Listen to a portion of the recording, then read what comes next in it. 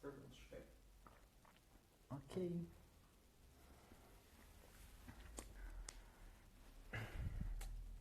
Entrei, tá? Não. Sério?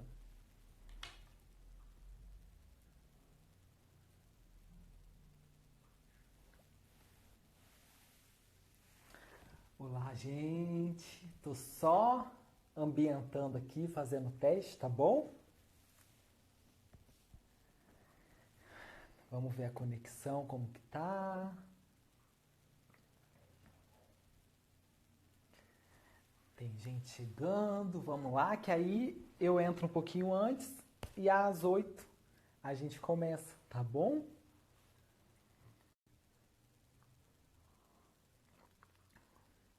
Vamos esperar um pouquinho o Instagram notificar, né, que tá começando a live. Vamos esperar, já tem algumas pessoas por aqui. A Lara entrou, Lucas, Vitor. O Vitor tá aqui, gente, me ajudando, tá? Hoje ele vai me auxiliar, queria agradecer.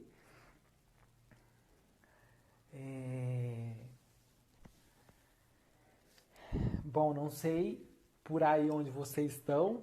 Aqui deu uma garoinha e já tava friozinho. Ai, eu espero que chova, deu uma esfriadinha, que eu gosto do frio. A Bá tá aqui, minha prima linda, coisa boa. Vamos chegando. Tem muita gente nova que tá chegando por aqui do nosso encontro.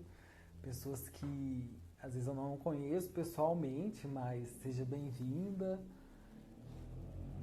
bem-vindo, todos e todas que estão chegando aí. Quando der 8 horas, a gente começa de fato, tá bom? Faltam 2 minutinhos. Hoje vai ser uma live, eu vou tentar ser menos afobado do que os outros dias, tá bom? E eu tenho uma novidade para falar, mas no final da live eu vou contar. Quem viu eu postando um rabisco vai descobrir o que é aquilo, tá bom?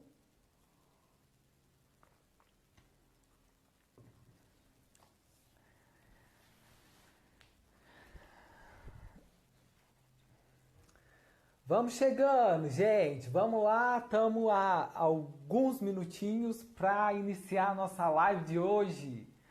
Quinta-feira. Eu confesso que eu fico nervoso, acredita? Que eu fico nervoso quando eu vou começar a live? Que coisa doida! Ah, só chegou! Barroso, Sara, vem chegando todo mundo! Vamos lá! Gente, eu só tenho cara de que entendo desse negócio de tecnologia, mas eu apanho um pouco ainda para mexer, por isso que eu sempre coloco alguém para me assessorar, para ficar aqui me ajudando, porque às vezes eu me perco. Eri, seja bem-vindo, querido. Miriam, coisa boa, gente, vocês aqui. Muito bom mesmo. Oi, Samara, minha linda, minha prima, mais amada desse mundo, gente. Nós, nesse isolamento, eu tenho uma relação muito próxima com alguns primos e a gente não tem se visto, gente, dá uma saudade. E que bom ter vocês aqui, viu? Muito bom mesmo. Sejam muito bem-vindos. Jussara. Sejam todos bem-vindos. Oi, Júnia! Tudo bem? Boa noite, boa noite. Ah, vamos lá, gente, então. 8 horas eu prometi que eu iria começar às 8, né? Não ser muito afobado. Como que tá o retorno aí, Vitor? Tá bem? Tá com muito delay? Não. Não? Gente, tá tudo bem aí? Dá um ok pra mim. Na outra live, minha voz chegava primeiro. Como que tá hoje? Tá Ótimo. Bom, durante essa semana que passou, eu disponibilizei a caixinha de perguntas. E aí, gente, para vocês verem, olha, eu baseei aqui nas perguntas que vocês mandaram, fiz algumas anotações, tá bom? Então tá tudo certo aí, né, gente? Obrigado. Então nós vamos falar hoje, continuar falando aí dessa abordagem da psicologia, que é a famosa, que nem é tão famosa assim, porque tem gente que não conhece, né? Mas pra mim é o must, que é a psicologia corporal. E aí, muitas pessoas ficam em dúvida, né? Como que é o processo, né? Um psicólogo, como que ele chega a ser um psicólogo que vai trabalhar na abordagem corporal, dito psicólogo corporal. E na graduação, pelo menos aqui na região do interior de São Paulo, Minas Gerais, aqui no Sudeste, nós não temos essa abordagem na faculdade.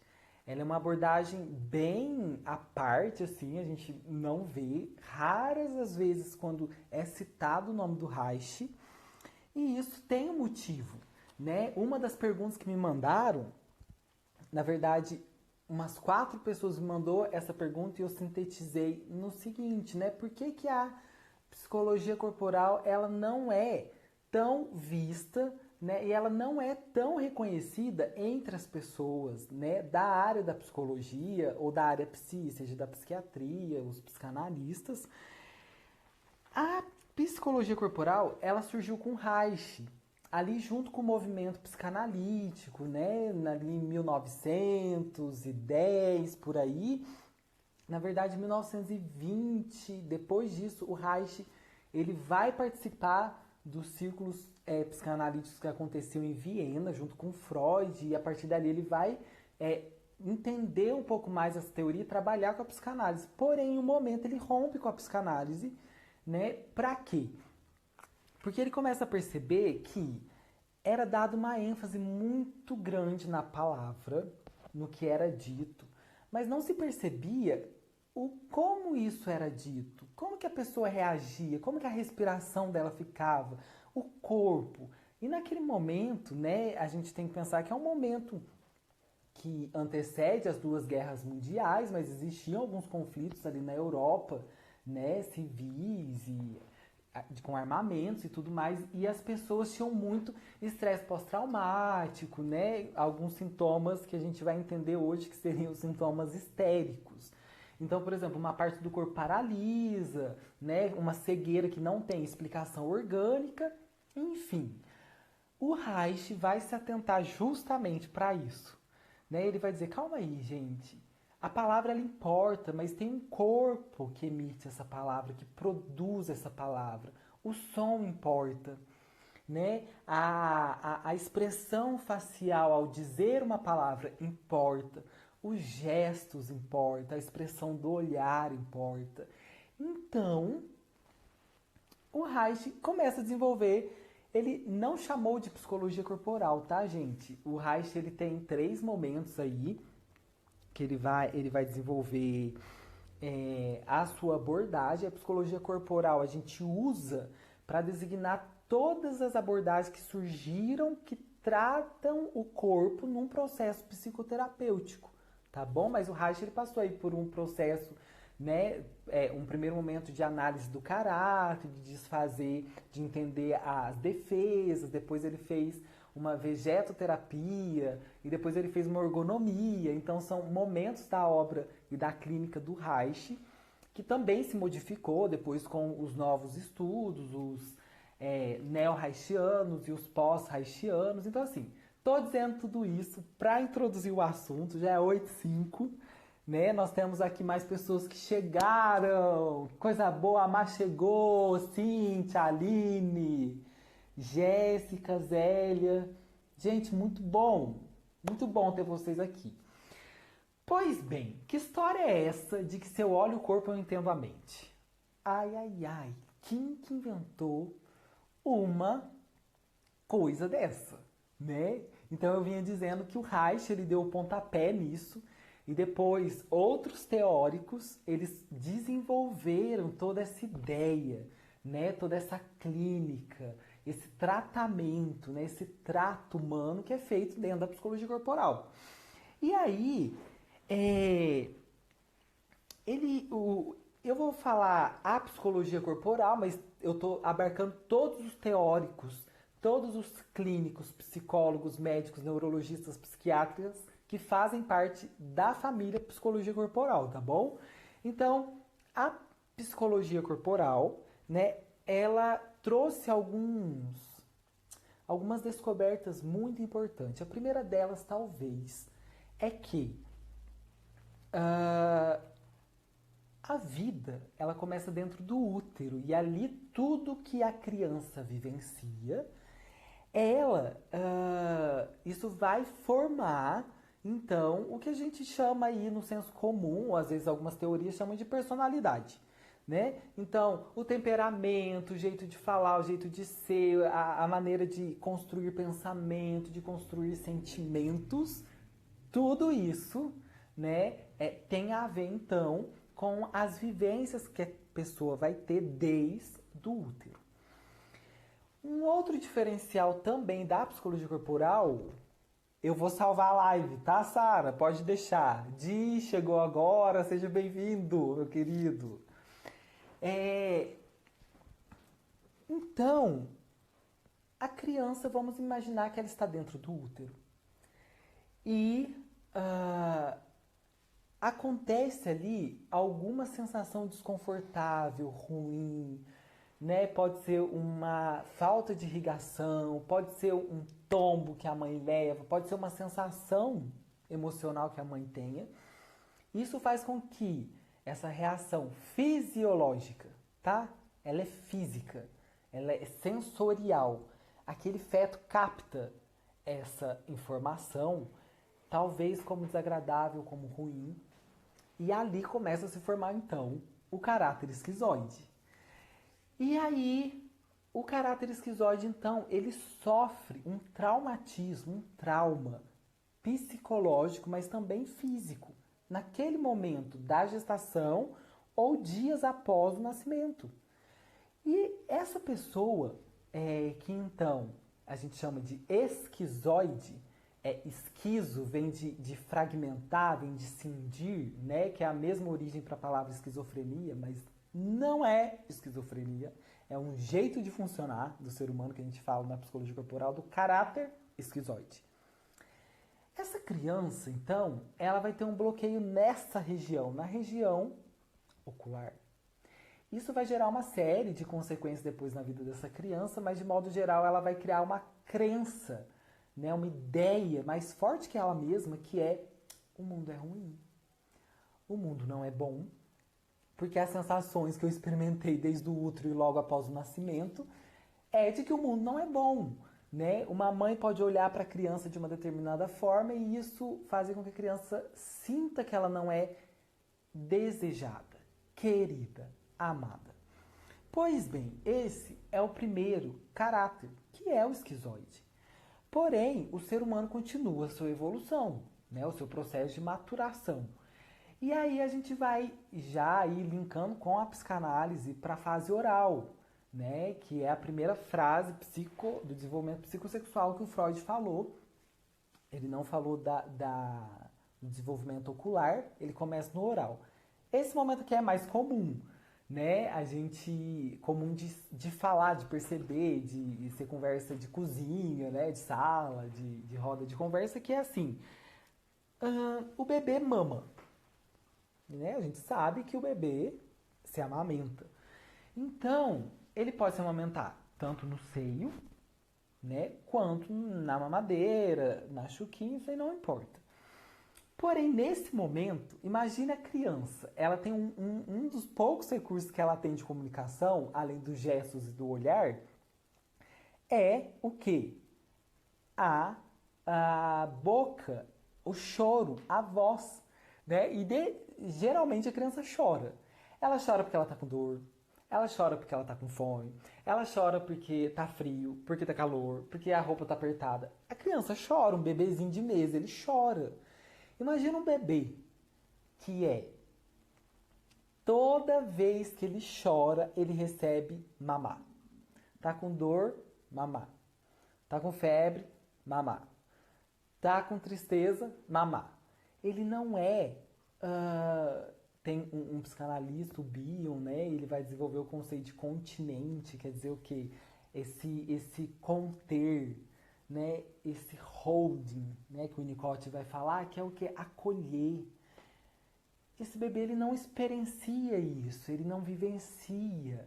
E parece que falta algo, porque não é possível, eu tô chorando por dor e vem mamar. Então, o cuidador não satisfaz aquela criança na exata medida que ela precisa. Isso gera uma ferida e vai formar o caráter oral. Uma sensação de vazio, né? Parece que nada tá bom, uma falta de energia, um corpinho mais frágil. Então, se a gente puder dizer, o corpo do esquizoide é um corpo estranho, parece que ele não é simétrico, então tem uma cabeça muito grande, um pescoço muito fino, uns braços muito compridos, um olhar vazio. Essas são as características comuns do esquizoide. O oral, a gente vai ter dois polos. Tem o oral dependente, que é o oral mais cheinho, mais redondinho, né, mais pegajoso nas relações, e tem o oral independente, que é aquele oral mais magrinho, das pernas bem fininhas, né? Mas os dois tipos de oral, ele tem uma semelhança. A feição dele é de uma criança, de um bebezinho. Então, ele sempre vai transmitir essa impressão, né, de que ele ainda é infantilizado, né? Pois bem,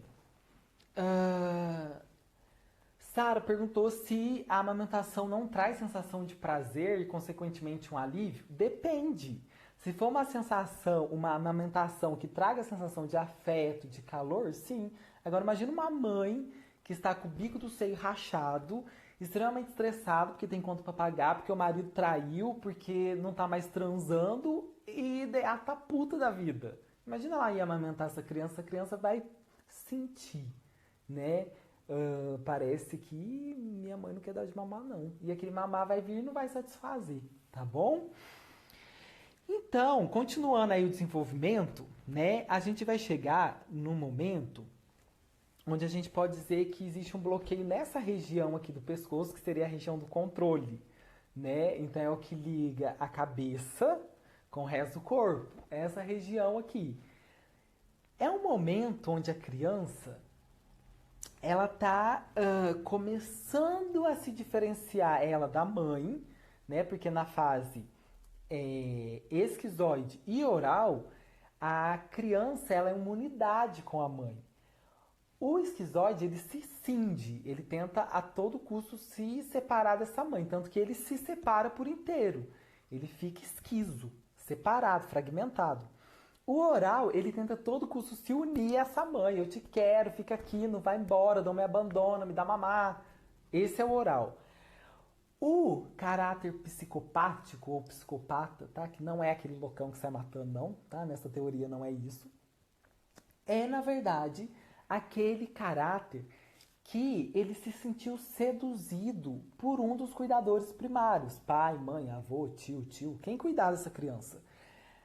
Isso, a criança, o que acontece? Sabe aquele adulto que manipula a criança? Que faz jogos com essa criança? Que quer uma coisa e faz outra, mas para a criança satisfazê-lo? Então, seja ir num passeio, pegar um objeto, né? Mas a criança, ela se sente seduzida.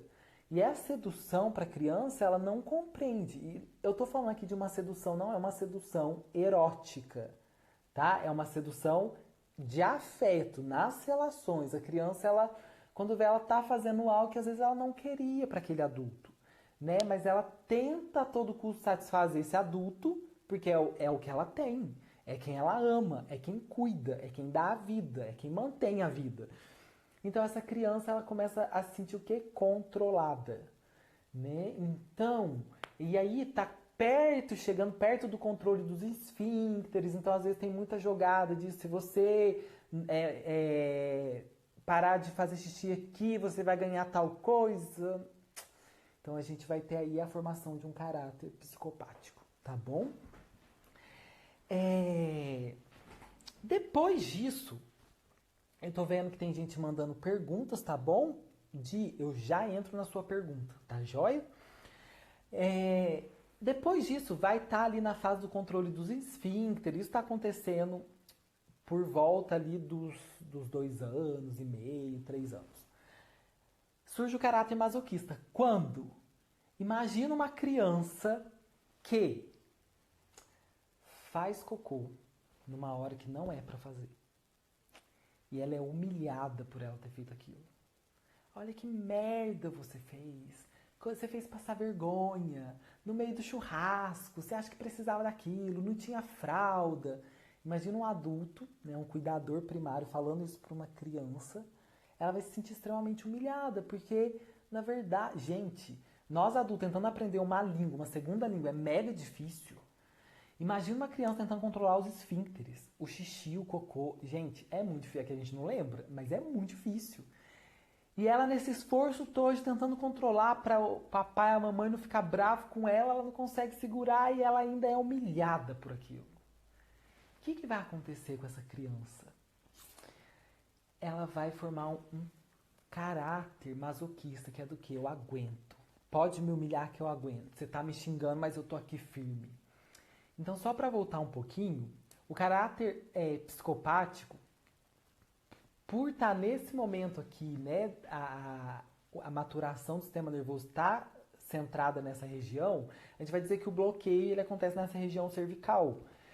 E aqui também, no tórax alto, né? Então, o bloqueio faz com que, geralmente, o tipo psicopático tenha o peito mais elevado, né? Aquela pessoa que você olha assim para ter o peitinho de pombo. Independente se é alto, se é baixo, mas aqui é para fora, né? Porque é como se dissesse assim, tenta me controlar para ver. Então, é mais ou menos essa mensagem que esse corpo passa. O masoquista ele vai ter o corpo mais curtinho, mais troncudo, né? E vai aguentar muita pressão. Muita, muita, muita pressão. Porque ele sentiu a dor da humilhação. E quem é humilhado, né? Essa ferida, ela é muito profunda. E ela faz com que a pessoa, então, ela cria essa resistência, essa couraça, né? Esse caráter mais duro. Né? E geralmente vai ser uma pessoa que reclama muito e que é muito queixosa e nada tá bom porque, nossa, o mundo é ruim. E geralmente são pessoas que se colocam em situações para ser humilhada, tá bom? E aí a gente vai caminhando um pouquinho, chega a parte do desenvolvimento do caráter rígido. Esse momento é quando a maturação está ali nos órgãos genitais, por volta dos 4 anos, mais ou menos. E, então, a criança, ela acontece o quê? Ela está sentindo ali na região genital uma cosquinha. Não é tesão, porque a criança ainda não tem o conceito, a compreensão e as imagens do que poderia ser tesão. Mas ela tem um formigamento, uma coisinha, sei lá, e é legal, é gostoso, é mágico, estimula. Isso, né, é importante, tá, gente, que isso aconteça para ativação da área genital. Mas geralmente o que acontece? A criança ela quer entregar essa sensação para o genitor. Olha que legal, papai, mamãe, que eu estou descobrindo. E esse entregar é entregar o corpo mesmo. Né? Olha que coisa legal que eu descobri no meu corpo. A criança não fala isso, tá? Isso é tudo inconsciente. E aí, geralmente vem a recusa. Porque um adulto não pode tomar o corpo da criança. Se isso acontece, é violência, é agressão, é abuso, é estupro. Mas a criança, ela descobriu algo lindo, ela descobriu algo mágico e aquilo é recusado. Então, o amor que a criança tem para oferecer para os pais naquele momento é um amor sexualizado, é um amor genitalizado, né, do órgão genital, mas aquilo não pode ser recebido pelos pais, né? E aí Freud, ele tem um livro muito bacana sobre isso, que é Totem e o Tabu, que ele vai falar que em todas as civilizações algo que é comum é a proibição do incesto. Pois bem, isso vai gerar na criança uma ferida. Uma ferida de traição, por quê? Sabe aquela traição quando você confia na pessoa, mesmo não sendo namorado, marido, esposa, você confia e fala, traiu minha confiança? É mais ou menos parecido com essa traição que aquela criança vai vivenciar. Eu tentei te entregar o melhor que eu tinha naquele momento, você não quis. Isso vai fazer o quê? A criança vai desenvolver um corpo mais proporcional, quer dizer, mais sensual, para que, conforme ela vai crescendo, ela consiga, então, convencer esse cuidador primário de que ela é boa, de que o pai não precisa ter a mãe, de que a mãe não precisa ter o pai, de que pode ter ela. Mas isso gera um corpo sensual, mas porém gera um corpo cindido. Geralmente a gente vai falar que é um corpo cindido na altura da cintura. Sabe, geralmente mulher ou homem, eu costumo ver mais mulheres com esse perfil assim, ó. Sabe aquele rostinho de criança, aqui em cima curtinho, e quando chega no quadril, um quadrizão largo? A gente vai dizer que esse é um traço rígido. A pessoa pode não ter o caráter rígido, tá? Apresentando essa característica, mas geralmente a gente vai perceber que todo rígido, ele vai ter essa característica de um corpo meio silhueta, tá bom? Bom, falei um pouquinho dos tipos de caráter, nós já estamos aí com 20 e poucos minutos de live. Chegaram pessoas novas aqui. Deixa eu ver quem chegou para dar boas-vindas. Paola, Kevin, João, o Du, Marcos. Gente, é uma pessoa aqui. Ivy, eu não sei qual que é o nome, mas seja bem-vindo também, tá, Milena? Bom, falei um pouquinho de novo, retomei a questão dos tipos de caráter. O Di perguntou assim, ó. Existe a possibilidade de fazer um referencial com a idade do desenvolvimento da criança? Existe, né? Tanto que eu não fico falando muito idade, porque às vezes as pessoas ficam taxativas, né? Ah, tá com tantos anos, então tá desenvolvendo esse traço, esse tipo de caráter. Não. Isso é muito particular, isso vai do desenvolvimento de cada um. Por isso que a terapia é importante, que a gente consegue mapear. Né, de olhar assim, de conversar num boteco, a gente não vai saber, né? Precisa de uma investigação clínica disso, de um mapeamento histórico, emocional, para a gente então compreender a formação do caráter. Mas Gi, só para você entender, né, e para quem está acompanhando aqui, o caráter esquizoide ele se forma dentro do útero e até os primeiros dias de vida, né? Talvez até depende da teoria que você lê, do autor que você lê, mas os primeiros dias de vida, talvez o primeiro mês de vida. Aí se forma, então, o caráter esquizoide, de 0 anos até alguns dias de vida. O caráter oral, ele pode ser formado em todo o período da amamentação, mas a gente compreende, então, ali desde que nasceu, né, até o momento do desmame. O caráter psicopático, ele vai se formar ali por volta de 1 ano e meio, 2 anos. O caráter masoquista por volta dos 3, que a gente vai lembrar do controle dos esfíncter. O psicopático, vamos lembrar quando a criança está firmando o pescocinho, né? Firmando a coluna, é esse momento. Então, o masoquista ali por volta dos 3, que é quando está acontecendo o controle dos esfíncteres, né? O desfraude, talvez. E o caráter rígido ali por volta dos 4, 5 anos, que seria a fase genital do Freud, tá bom? Pois bem, eu separei aqui algumas outras perguntas. Gente, eu falo, né? Vocês têm pergunta? Pode mandar, gente. Hoje eu tô com um pouquinho mais de tempo. Respondeu, Di? Então tá bom.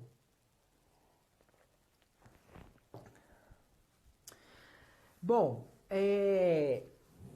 eu acho muito importante dizer o seguinte. Eu tenho uma crítica em relação à formação da psicologia, tá bom? Eu não acredito que a gente se torna psicólogo com diploma. Muitas pessoas falam assim, onde você fez sua formação? Eu falo assim, gente, fiz minha formação, não estou fazendo a minha psicóloga, né? Fazendo minha terapia. É lá que eu me fiz psicólogo. Tirando isso, eu seria um bacharel em psicologia, dizendo assim, eu teria conhecimentos em psicologia. Mas talvez eu não saberia aplicar, vivenciar essa psicologia. Tá bom? Então, o psicólogo, para ele se intitular um psicólogo corporal e deixar claro, em nenhum momento eu falo que eu sou um psicólogo corporal. Eu sou um psicólogo com pós-graduação em psicologia clínica, com ênfase em psicanálise, e a minha base teórica de atuação na clínica é a psicologia corporal. Porque senão tem uns queridos colegas meus de profissão que fica lá enchendo o saco do conselho e fazendo denúncia porque quer fazer denúncia porque não tem outra coisa para fazer. Então, gente, eu sou um psicólogo, tá bom? Essa é a minha formação, eu sou psicólogo. Minha pós-graduação é em psicologia clínica, com ênfase em psicanálise. E a minha base de atuação, os livros que eu leio, a psicóloga que eu vou me atende na abordagem corporal, ok? Então, essa é uma informação muito importante. E quem conhece sabe que eu fico bravo quando eu falo disso, porque eu fico bravo mesmo, tá bom? A psicologia corporal talvez ela não é muito aceita. E aí, é outra crítica que eu faço, porque você está lidando com o corpo. E lidar com o corpo é correr riscos. Então, assim, quando eu sou um psicólogo e trabalho na abordagem corporal, minimamente, eu preciso dar conta desse corpo. O que tem nesse corpo, o que falta, o que eu queria que tivesse, o que eu queria que não tivesse, como que eu quero ser tocado, como que eu não quero ser tocado, como que eu quero transar de quatro, de cima pra baixo, com homem, com mulher, não quero transar, eu quero só me masturbar, não quero masturbar também, eu quero, enfim, eu quero comer vegetais, não quero comer vegetais, eu quero ver, enfim, eu preciso saber o mínimo desse corpo aqui, dessa carne, eu preciso saber disso, eu preciso ter contato com isso. E a formação em psicologia ela é muito abstrata, total abstrata, assim. Né? Talvez uma outra abordagem, a TCC, né? que é a cognitivo-comportamental, a própria comportamental, o psicodrama tem algumas técnicas assim práticas, né? A Gestalt talvez apresente algumas ferramentas interessantes, porém é muito abstrato. E a psicologia corporal nos convida para o chão. A psicologia corporal nos chama para pisar na terra. E eu não tô falando de terapia e de pisar na terra, não, gente. Eu tô falando de estar no real. É a carne que dói. As pessoas chegam aqui na clínica, a pergunta inconsciente é: o que eu faço com esse corpo? Esse corpo que não se sente amado pela mãe, esse corpo que quer amar fulano de tal, mas fulano de tal não quer. Esse corpo que dói, esse corpo que sangra, esse corpo que eu corto, esse corpo que eu quero matar, esse corpo. É essa a pergunta. Então, eu acho que existe uma resistência grande nesse sentido da aceitação da psicologia corporal, porque ela lembra do corpo. Gente, não tem como lembrar do corpo é lembrar do sexo. Não tem como. Em algum momento, e meus pacientes sabem disso, em algum momento nós vamos esbarrar na questão da sexualidade. Como que você faz com isso? Né? O que você faz com esse corpo? O que você faz com esse gozo ou com esse não gozo? Então, fundamental um psicólogo que trabalha na abordagem corporal lidar com essas questões, tá bom? E aí também pode existir um preconceito, porque a psicologia corporal chegou no Brasil junto com a Revolução Sexual, junto com os hips, paz e amor, né? E todo aquele movimento contra a ditadura militar. Então, a mensagem, né, as ideias da psicologia corporal estão muito atreladas com uma sociedade humana, libertária, né, diversa, onde os corpos podem coexistir, né, onde os desejos eles podem conviver, né? Se eu ser gay, se eu ser hétero, se eu sou cis, se eu sou binário, se eu sou não binário, né? Se eu sou nordestino, se eu sou sulista, se eu sou do sudoeste, se eu sou matogrossense, né? Se eu gosto de carnaval, se eu não gosto... Gente, é preciso criar espaço para que os corpos existam e convivam da melhor maneira possível. Então nós podemos dizer que existe um tom muito democrático na psicologia corporal. E talvez muitos psicólogos não gostem ou muitas pessoas não se identificam justamente porque democracia implica diálogo. Democracia implica presença. Democracia implica eu não concordo com você, mas eu te escuto. E cada vez mais, ainda mais nesse momento político que nós estamos, na verdade a gente vem de uma tensão política aí de quase 10 anos, onde tá polar. Mas, gente, o mundo não é bem e mal. O mundo não é Deus e capeta. Né? O mundo não é só duas coisas. Tem muitas coisas, tem muitas possibilidades. Então, e é difícil. Então, eu acho que muitos profissionais ficam resistentes por isso, né? Porque você precisa ter uma abertura para o diálogo, tá bom? E falar da psicologia corporal requer muito isso. Tá tudo certo o que eu tô falando, Vitor? Ele tá me olhando com uma cara tipo assim. Tá tudo bem? Então tá bom. Outra pergunta que fizeram. Quem é do caráter rígido é possível se tornar flexível? O caráter rígido, né, nós vamos entender que entre todos é o que mais aparenta que não tem rigidez, que não tem couraças, que não tem nada segurando, mas isso é muito mentira, porque é um dos tipos de caráter mais rígidos, mais duros, né? É possível? É possível. Dá trabalho? Dá trabalho. E aí esse trabalho você vai ter que fazer na clínica. Né? Você tem que ir para terapia, procurar um psicólogo corporal aí, ou um psicólogo que trabalhe nessa abordagem e trabalhar as suas defesas, tá bom? É ético um psicólogo tocar nos seus pacientes? Gente, pra quem não sabe da história, eu conto pra todo mundo, agora eu conto cada vez mais. Eu tive muitas denúncias no conselho porque eu comecei a fazer posts sobre a psicologia corporal. Quando o povo começou ali. O povo eu falo, gente, são meus queridos colegas de profissão, tá bom? Principalmente ali da cidade de Pós de Caldas. Pois é. Essas pessoas incomodadíssimas, falando assim, gente, esse menino tá deturpando a psicologia, né? São pessoas que são muito fundamentadas numa ética psicanalítica, né?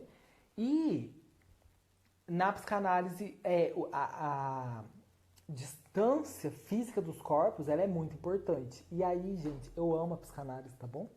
E eu não tô falando mal da psicanálise, eu tô dizendo que esse é um princípio ético, né? Quer dizer o quê? Na psicanálise, de preferência, não toque, não olhe, né? Tanto que tem divã. Você deita e seu analista vai ficar atrás de você. Pois bem, não é antiético tocar no paciente, tá bom, gente? Não tem nenhum artigo no Código de Ética, nenhuma resolução. Se alguém achou, por favor, me manda que eu não tô sabendo, tá bom? Mas não é, tá bom? E o toque, gente, o paciente não chega aqui na sala e eu vou tocando o corpo dele. Não é isso, né? Não tem massaginha no sentido assim, eu vou lá receber massagem. Gente, não é isso, tá bom? O que existe na psicologia corporal são técnicas, áreas específicas de toque, tá bom? Então, um relato aqui para você entender um pouquinho. Se o paciente chega e ele está em um nível emocional um tanto quanto debilitado, fragilizado por uma perda, por um luto, ele chega, ele chora. Gente, se eu entender que naquele momento e aquela estrutura de caráter precisar que eu levante e entregue o lencinho para ele, eu vou fazer isso. Se eu entender que no final da sessão a pessoa precisa ser juntada, eu vou dar um abraço nela, tá bom? Então, aí nesse momento de pandemia, tá bom? Inclusive, a gente está evitando esse tipo de contato. Porém, a gente tem que ficar atento a isso. A gente precisa, e aí é uma abordagem muito da maternagem, da psicoterapia de base corporal, a gente oferecer aquilo que o paciente está precisando. Não é o que ele quer, é o que ele está precisando. Às vezes ele precisa de ser ouvido, às vezes ele precisa ouvir algo, né? Eu já recebi muitas pessoas que chegam aqui e falam assim: nossa, você conversa, nossa, você fala. Pois é, gente, tem pessoas que precisam de fala, tem outras que não precisam. Então, é importantíssimo o profissional que trabalha na abordagem corporal saber o que precisa o seu paciente. E aí você vai oferecer na medida do que precisa, tá ok? Então, não é antiético. Quem tem curiosidade técnica, procura aí o trabalho de Sandor Ferenczi, que inclusive eu usei no trabalho que eu escrevi na minha pós-graduação. Ele tinha uma técnica ativa da psicanálise. Tem o Petor Sandor, que ele desenvolveu uma técnica de toques nos pés, a calatonia, que inclusive muitos psicólogos de base junguiana, da psicologia analítica, psicologia profunda, eles se utilizam dessa técnica, tá bom? E o próprio Reich, né? O Reich, o Lowen, o Boadella, a Gerda, todos os teóricos reichianos, neo-reichianos, pós-reichianos que surgiram aí utilizando o corpo, tá bom? Eu acho que eu falei bastante.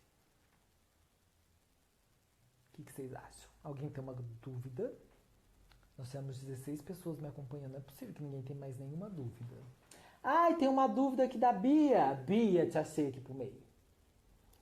Eu queria saber a respeito da sexualidade do esquizoide, Gui. Pois é, a sexualidade do esquizoide. Vamos lembrar que o esquizoide é a pessoinha lá desconecta do corpo. Ela funciona no cabeção dela e o corpo, minha filha, se tiver energia para manter ele funcionando, tá ótimo.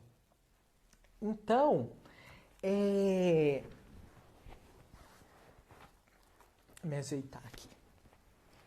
Então é assim, ó. Para quem tem dúvida da sexualidade do caráter esquizoide, se liga nisso. O corpo do esquizoide é cabeça e um resto, tá bom? Então, da cabeça para baixo, não tem problema pro esquizoide, né? Tanto que o esquizoide dificilmente tem dor, ele não sente o corpo, né? Você não vai ver um esquizoide, ai, que dor de estômago, ai, que dor no... Você não vê. Não vê, tá bom? É que é difícil ter tipo puro, né? Mas se tivesse, raramente a gente veria um esquizoide aí reclamando de dor no corpo. Porque ele não sente, porque ele não está conectado. Como que um esquizoide pode experimentar a sexualidade dele na saúde? Geralmente, na dor, o esquizoide, ele tende a ter uma sexualidade mais retraída. Quer dizer o quê? Ele não tem tantas atividades sexuais com parceiros. Talvez ele se masturbe. Mas aí vai muito da capacidade imaginativa dele, né? Um esquizoide consegue se masturbar e gozar deliciosamente imaginando cenas, porque ele tem uma capacidade mental incrível, tá bom? Porém, óbvio, o processo terapêutico tenta unir essa cisão, né? E tenta integrar de novo esse corpo que está desintegrado, é juntar, né? Talvez nessa junção, nessa sensibilização desse corpo, o esquizoide comece então a desfrutar de uma sexualidade genital, né? Porém, há muita terapia na vida, viu, gente? Olha, eu sou esquizoide e aí vai tempo, viu? Pra você se conectar com o teu corpinho. O Vitor que eu diga, né, Vitor? Meu Deus, ele pena comigo, viu, gente? Porque, olha, nossa, aqui em cima, ó. Pra chegar a energia lá na região genital, ó, vai tempo. Se respondi, Bia, você me fala. Eu vi que tem a Gi, Adriano, tia Marli chegou aqui também, a Lininha. Ai, coisa boa, gente. A Flávia. Muito bom, gente, vocês aqui.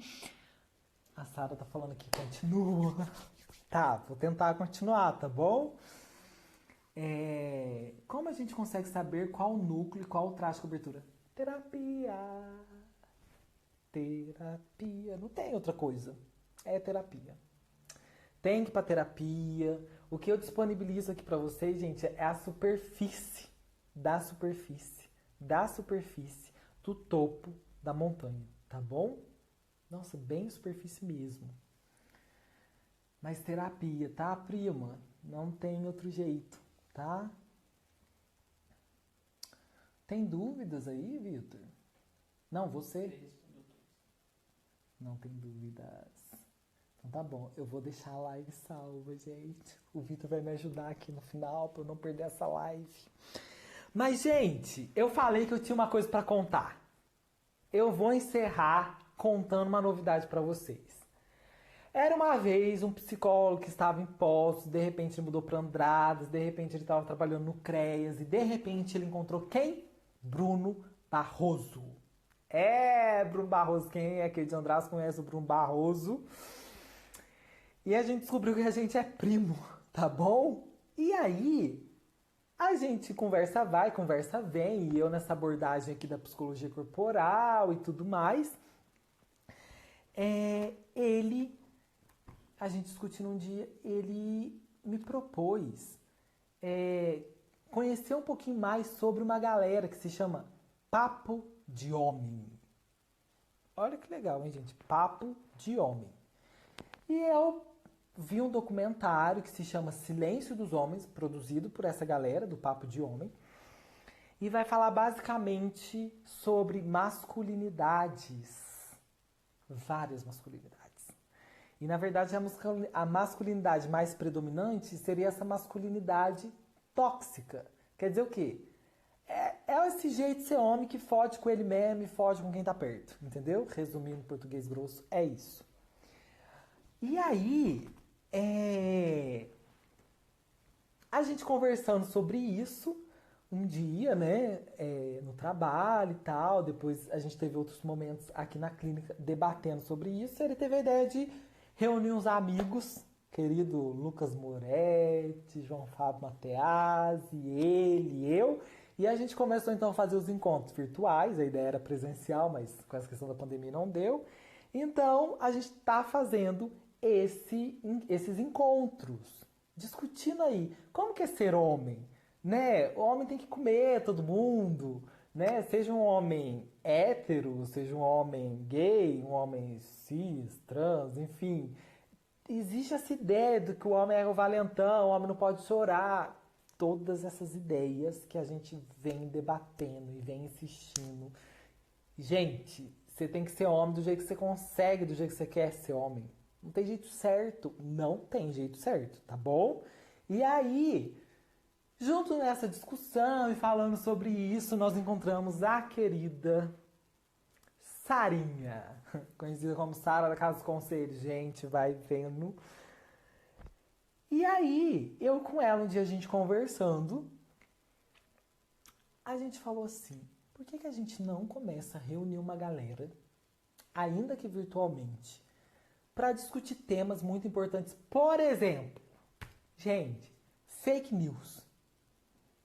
Terra plana, masculinidade tóxica, machismo. O que a mulher pode fazer com o corpo dela? O que o homem pode fazer com o corpo dele? Como que a gente pode falar de política?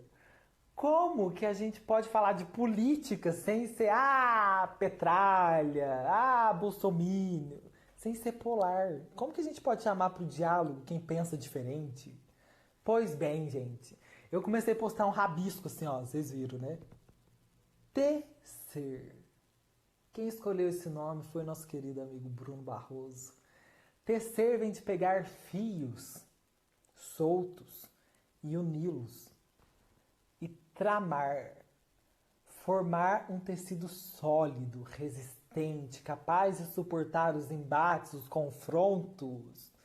Pois é, gente, criamos ou estamos criando um movimento que se chama Tecer. É uma abertura ao diálogo. É uma abertura ao diálogo político. Na verdade é isso. Não estamos falando de partido, tá, gente? Dissociar partido de política. Política é a capacidade que você tem de fazer algo. É a capacidade que você tem de poder algo. Política, poder, né? E aí, para os intelectuais, nós vamos usar bases teóricas, tá bom? da sociologia, da história, da psicanálise, da psicologia, enfim, do serviço social, da educação, para discutir. Então, é uma discussão técnica, mas que você, que não é técnico, consegue entender, tá bom? A ponto de conseguir assistir o Jornal Nacional e discernir se o que o Bonner fala, aquilo é uma jogada política, de politicagem, ou se aquilo é uma notícia verídica, tá bom? A ponto de você estar rolando sua timeline e ao invés de você ficar compartilhando aí, gente, que tem que abrir caixão, pelo amor de Deus. Não, gente, tá bom? Falar que o Covid foi criado no laboratório. Sabe essas ideias? Pois é. Então, vamos discutir, vamos chamar para o debate, pode pensar diferente, mais Estado, mais mercado, menos Estado, né? Viva o neoliberalismo, não, viva o comunismo, não, gente, é anarquia. É isso que a gente quer. A gente quer reunir pessoas, a gente quer reunir diálogos, discursos e a gente pode sobreviver, tá bom? Lembra que eu falei? Que um dos pressupostos básicos para você trabalhar na abordagem corporal, na verdade, na psicologia, tá bom? Você precisa estar aberto ao diálogo, porque senão o paciente vai chegar aqui, né, e sei lá, uma mulher casada, não sei, né, e falar, eu tenho tais fetiches. Você fala, não, tá errado, não pode, porque Deus não gosta. Gente, não é por aí, tá bom? Tá ok? Falei demais. Agora eu falei demais mesmo. Vou encerrando. Tia Marina, vou encerrar, gente. Vou encerrar porque já rolou muita coisa aqui. Eu vou salvar essa live, tá bom? Alguém tinha mandado uma pergunta. A Sara tinha mandado uma pergunta. Pode acontecer no traje de cobertura ser mais visível que o núcleo? Pode. Geralmente é assim mesmo, tá bom? Geralmente o traço de cobertura é o que a gente mais vê, porque tá por cima, tá bom? Quem mandou mais pergunta aqui, gente? Uma pessoa com núcleo oral e cobertura esquizoide em seu momento de dor pode ser apenas esquizoide? Pode. Pode, tá bom? A gente pode ser um pouquinho de tudo, na verdade, inclusive. Como serão esses encontros? Qualquer um pode participar? A ideia é abrir esses encontros, meu filho, para todo mundo que quiser discutir, tá bom? Você é daqui de Andradas, você tá em São Paulo, você sabe Andradas, gente, Andradas, no meio desse monte de montanha que cega a visão das pessoas. A gente tá tentando discutir isso, que legal, tô feliz. E aí a ideia é abrir os encontros sim, tá? Se tiver galera aí que quer participar, a gente vai dar um jeito de não sei onde, que jeito nós vamos nos encontrar, no seu link, qual plataforma, mas vai acontecer isso, tá bom? Eu acho que é isso. Quem não for daí? Prima, é virtual. Tá bom? A gente vai abrir. É que a gente tá ainda em processo de gestação e gerindo, mas a gente vai abrir, as pessoas serão muito bem-vindas. Tá joia? Bom, agora eu acho que eu fui mesmo. Chegou a parte que eu tenho que salvar a live. Deixa eu ver, eu vou apertar aqui. Gente, então quero agradecer mais uma vez. E o povo aí falando, fala mais, tia. Eu tenho que ir, tia. Vou jantar agora. A gente acabou de pedir esfirra aqui. Então deve estar chegando. Eu quero comer esfirra quentinha. Mas, quem sabe semana que vem, Cíntia? Quem sabe semana que vem a gente se encontra de novo? Tá bom? Olha, beijos grandes. Respirem, sempre respirando, tá bom? Puxa o ar pelo nariz, solta pela boca, tá joia? Sente o corpo, tá? Lembra sempre de respirar, tá bom, gente? De verdade. E obrigado a todo mundo que esteve aqui comigo. É lindo, lindo ter vocês aqui, tá bom? E vou salvar. Tchau! Encerrar vídeo.